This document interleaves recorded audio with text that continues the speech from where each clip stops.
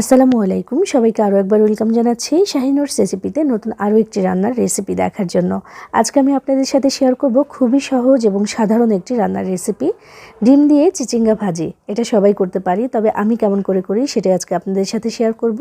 এবং এইভাবে এটা রান্না করলে ভাতের সাথে তো অবশ্যই ভালো লাগে, রুটি পরোটার সাথেও খেতে ভীষণ ভালো লাগে। আর এখন তো কোরবানির ঈদ চলে গেল, এখন কিন্তু প্রায় সবারই মোটামুটি মাংস খেতে খেতে অস্থির অবস্থা। এখন মন চাইছে একটু এমন সাধারণ কোনো কিছু খাওয়ার, আর যা গরম পড়েছে তার জন্য কিন্তু উপযোগী একটা খাবার। তো আজকে আমি রান্নাটা করার জন্য এখানে প্রায় 700 গ্রামের মতো নিয়েছি চিচিঙ্গা, একদম ফ্রেশ এই চিচিঙ্গাগুলো, আর সাথে নিয়েছি 2টা ডিম। তো চলুন মূল রান্নায় চলে যাই, আর আপনি আমার ভিডিওতে একটা লাইক করে চ্যানেলটি সাবস্ক্রাইব করে পাশেই থাকবেন আশা করছি। বিসমিল্লাহির রহমানির রহিম। প্রথমেই চুলায় একটা প্যান বসিয়ে দিয়েছি, তার মধ্যে দিয়ে দিলাম আমি 3 টেবিল চামচ পরিমাণে তেল।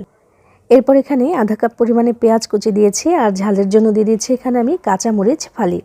এখানে ঝালের জন্য এই কাঁচামরিচটাই ব্যবহার হবে, কোনো শুকনো মরিচের গুঁড়া কিন্তু ব্যবহার হবে না।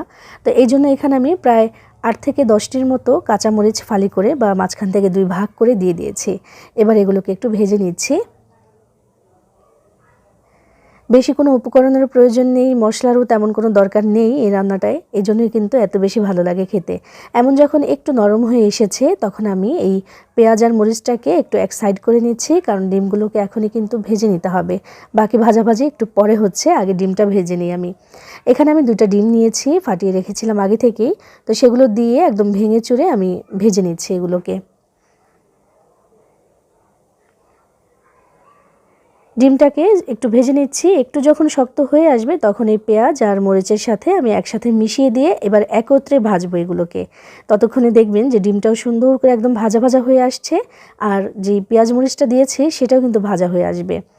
একটু ভালো করে ভেজে নিলে ডিমটায় সুন্দর একটা ঘ্রাণ বের হয়, আর সেটা কিন্তু খেতে খুব ভালোও লাগে। তো আমি একসাথে এগুলোকে ভেজে নিলাম, একদম লাল লাল হয়ে এসেছে দেখেন। ডিমটা একটু সুন্দর কালারও হয়ে এসেছে, ভাজা একটা সুন্দর ঘ্রাণও বের হচ্ছে। এবার আমি এখানে দিয়ে দিব আমাদের চিচিঙ্গাগুলো। তো চিচিঙ্গা কিন্তু আমি চেঁচে নিয়েছি, উপরে যেই খোসাটা থাকে বা স্কিনটা থাকে সেটা আমি চেঁচে ফেলে দিয়ে তারপর কেটে নিয়েছি এমন চিকন চিকন ভাজির মতো করে, এবং এগুলোকে ভালো করে ধুয়ে আমি পানিটাকে ঝরিয়ে নিয়েছিলাম। পানিটাকে অবশ্যই ভালো মতো ঝরিয়ে নিতে হবে।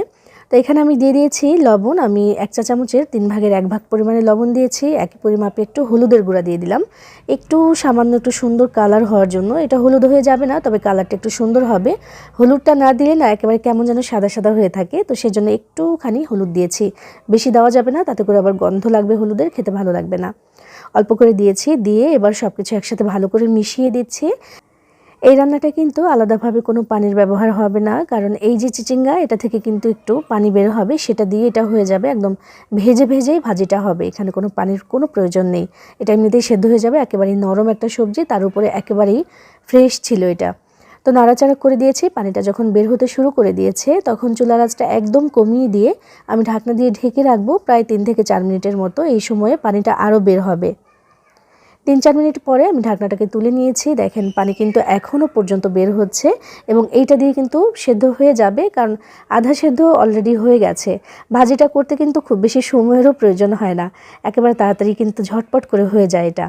তো এখন আর ঢাকনা দিয়ে ঢেকে দেওয়ার কোনো দরকার নেই, আমি এখন শুধু এটাকে নাড়াচাড়া করব, আর এটা একদম ভাজা ভাজা করে নেব আমি। যত ভাজা ভাজা হবে খেতে ততই বেশি ভালো হবে।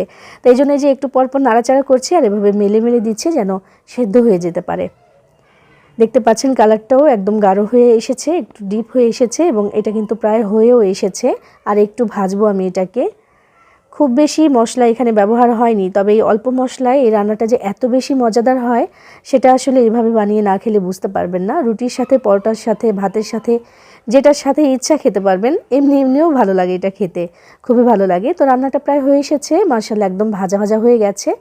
আর এখানে এখন একটু ধনিয়া পাতা দেবো, কুচি করে রেখেছিলাম, সেটা উপর থেকে দিয়ে এটাকে নাড়াচাড়া করে মিশিয়ে আমি চুলা থেকে এটাকে নামিয়ে নেব। আর দেখেন অনেকগুলো দেখতে লেগেছিল না প্রথমে, এখন দেখেন যে কতটুকু হয়ে গেছে। তাই এই ভাজিটা যদি বানান বা রান্না করেন একটু বেশি করে করার চেষ্টা করবেন, এত বেশি মজাদার যে একটু বেশি না করলে পরে কিন্তু ভাগেই পাওয়া যাবে না, এত মজার এটা।